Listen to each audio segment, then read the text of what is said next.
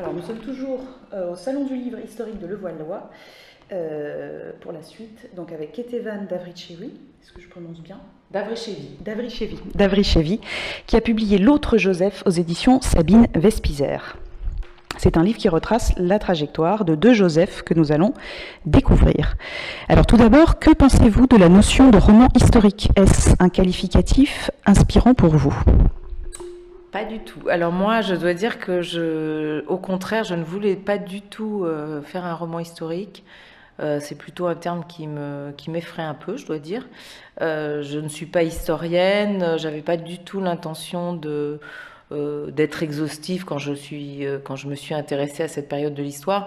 En fait, moi, mon point de vue, c'était vraiment de retracer la trajectoire de partir sur les traces de mon arrière-grand-père. Et il se trouve que mon arrière-grand-père a eu un destin qui a croisé la grande histoire puisqu'il est né en Géorgie, à quelques rues, à quelques années de Joseph Staline. Donc forcément, son destin croise la grande histoire. Donc à partir du moment où je racontais la destinée de cet homme, il fallait que je m'intéresse à la grande histoire et que je me documente. Donc j'ai été obligée effectivement de plonger dans l'histoire. Je dis obligée parce que pour moi c'était presque écrasant. Et donc je me suis documentée beaucoup sur cette période de l'histoire, sur Staline, sur la littérature stalinienne, sur ce qui avait pu être écrit en tout cas les événements dont j'allais parler, dont en tout cas qui allait être la toile de fond de mon roman, pour pouvoir après m'éloigner justement de l'histoire et partir sur quelque chose de beaucoup plus intime. Parce que pour moi c'était quand même un roman intime puisque c'était remonter le fil de la mémoire paternelle et de l'histoire du côté de mon père. D'accord, oui, effectivement.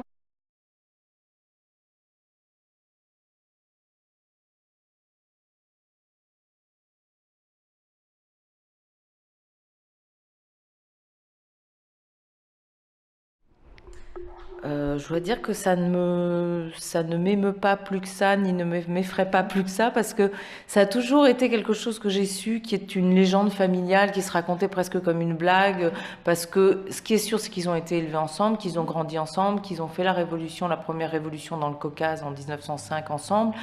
Après, leurs chemins se séparent. Ce supposé lien de sang, c'est une rumeur. Il y a ce troublant air de famille entre eux, cette ressemblance qui les poursuit toute leur vie, y compris dans leurs vieux jours, où ils se ressemblent étrangement. Il y a d'ailleurs un cahier photo dans mon livre, donc ça c'est assez, on va dire, amusant, mais après ça reste quand même une rumeur. Effectivement, ce que les historiens ont pu dire, c'est que le père de Staline ne serait pas son père et qu'il y avait d'autres pères supposés, dont mon arrière-arrière-grand-père. La vérité, on la connaîtra jamais, et finalement, moi, j'ai pas cherché à savoir si c'était réel ou pas. Oui, c'était pas une enquête. Votre livre n'était pas une enquête, c'était une façon de rendre hommage à votre lignée paternelle, plus.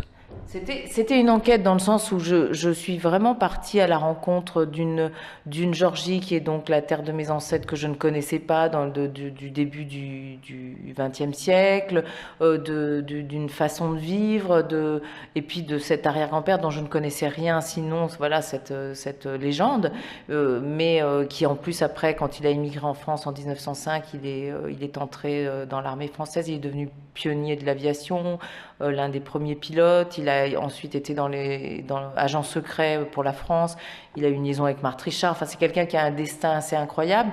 Donc, c'était une enquête parce qu'il fallait que je retrouve des informations, des choses un peu... C'était une enquête familiale et intime pour essayer de connaître cet homme dont personne ne savait rien puisqu'il a abandonné mon grand-père, qu'il a été très proche de ses enfants, qu'il s'est tenu très à l'écart de la communauté géorgienne, donc ça a toujours été une figure insaisissable. Donc il y avait une partie enquête, mais en tout cas une enquête intime, et pas une enquête historique dans le sens à savoir de vérifier est-ce que oui ou non il y aurait un vrai lien de sang entre les deux. Ça, à la limite, j'avais pas envie de répondre à cette question-là, j'ai toujours pas envie.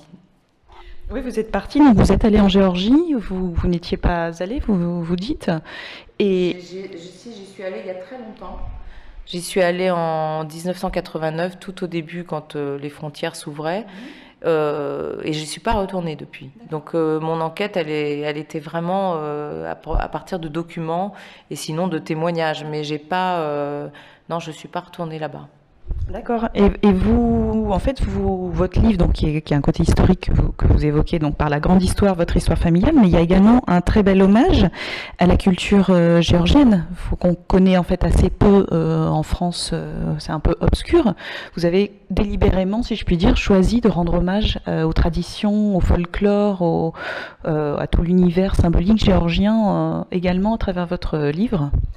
En tout cas, ça s'est fait tout à fait naturellement, puisque à partir du moment où j'enquêtais sur cet arrière-grand-père, je me suis aussi plongée dans son enfance et dans la ville dont j'ai enquêté sur la ville. Je me suis beaucoup documentée sur le Gori, donc du début du XXe siècle. Et il se trouve qu'effectivement, c'est une société absolument fascinante, presque féodale, où les enfants se courent dans les rues, dans la montagne, où il y a des bandes d'enfants qui sont nourris de légendes bibliques, de légendes de brigands du Caucase, qui n'ont qu'une envie, c'est de libérer la Géorgie de la domination russe. Et donc, moi-même, j'ai découvert une Géorgie dont on m'a parlé, bien sûr, mais qui est une Géorgie mythique, qui était la Géorgie de mes grands-parents. Et ça m'a permis effectivement de connaître des traditions que peut-être j'ignorais, et effectivement d'en parler.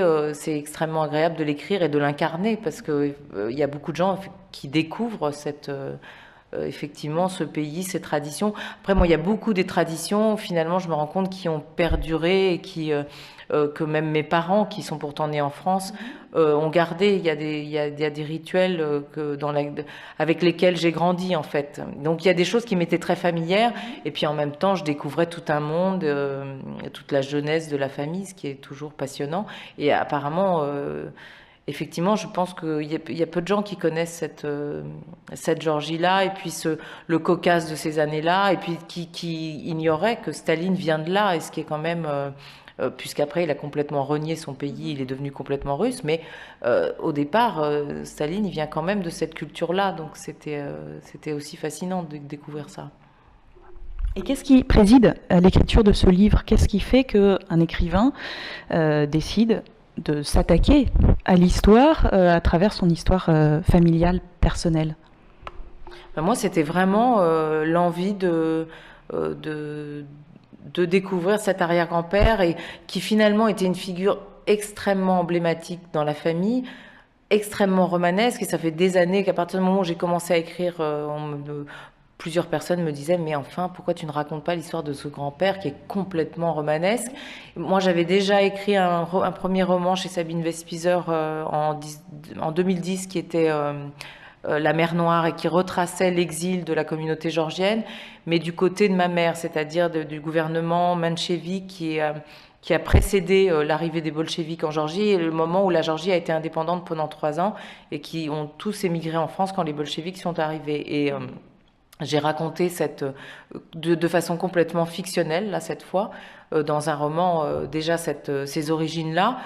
Et pour moi, j'en avais fini avec mon histoire, avec mes origines. Et puis finalement, je crois que c'est la mort de mon père, moi, qui m'a conduit à ça. Je pense que je me suis rendu compte qu'il y avait des zones d'ombre dans l'histoire paternelle, et que ces zones d'ombre étaient souvent finalement symbolisées par l'absence de cet arrière-grand-père qui a marqué finalement toutes les générations, y compris la mienne. Et que de me plonger dans la vie de cet homme permettrait peut-être de rattacher des liens et de renouer avec cette mémoire-là. Et puis voilà, il se trouve que, comme je vous le disais tout à l'heure, que ce destin est d'autant plus frappant qu'il a été vraiment lié. Il a rencontré l'un de ses amis d'enfance, c'était aussi celui qui deviendra Kamenev, donc qui fera partie du triumvirat soviétique. Ensuite, il rencontre Trotsky. Enfin, c'est vrai que là, du coup, j'ai incarné dans mon livre des personnages historiques. D'ailleurs, quel est votre regard justement sur cette époque, ces prises de position, ces combats? Parce que la façon dont vous décrivez, avec une écriture quand même très enlevée, presque pop au bon sens du terme, on n'est pas dans le côté un peu lourd du roman historique. Comment vous décrivez donc les aspirations révolutionnaires un peu décousues, un peu comme des adolescents qui joueraient à la guerre, sauf que là ça a pris une ampleur qu'on connaît. Votre regard aujourd'hui sur cette période, quel est-il en plus en sachant les recherches que vous avez dû faire, comment est-ce que vous voyez ça? À partir du moment où je choisissais donc justement de m'éloigner de ce que moi j'avais pu lire et de la grande histoire, pour l'incarner de façon intime, j'ai décidé de traiter mes personnages vraiment comme je traite les personnages de mes autres romans. Et souvent dans mes romans, je m'intéresse toujours à cette période de l'enfance, de l'adolescence et de la jeunesse où on est dans le monde de tous les possibles et où on va basculer dans une direction, on ne sait pas encore laquelle, et où on est exalté, où on est idéaliste. Enfin, c'est une période, moi, que j'aime beaucoup incarner dans mes romans. Et donc là, j'ai décidé de ne pas me laisser justement impressionner par le fait que ce soit Staline et de partir du point de vue de mon arrière-grand-père, à partir du moment où j'incarnais mon arrière-grand-père, où j'imaginais, où je lui prêtais des émotions, où je lui prêtais une personnalité, je prêtais aussi un regard, je lui prêtais un regard sur ces personnages historiques qui devenaient des personnages de romans. Donc effectivement, il ne s'agissait pas du tout de sacraliser leur enfance et leur adolescence et d'essayer de le raconter comme je traiterais, comme je ferais un récit historique. Je voulais vraiment que ce soit un roman, donc je les traite de l'intérieur et à travers l'intime et à travers ce qu'ils ont pu ressentir. Et effectivement, ce sont des jeunes gens qui sont totalement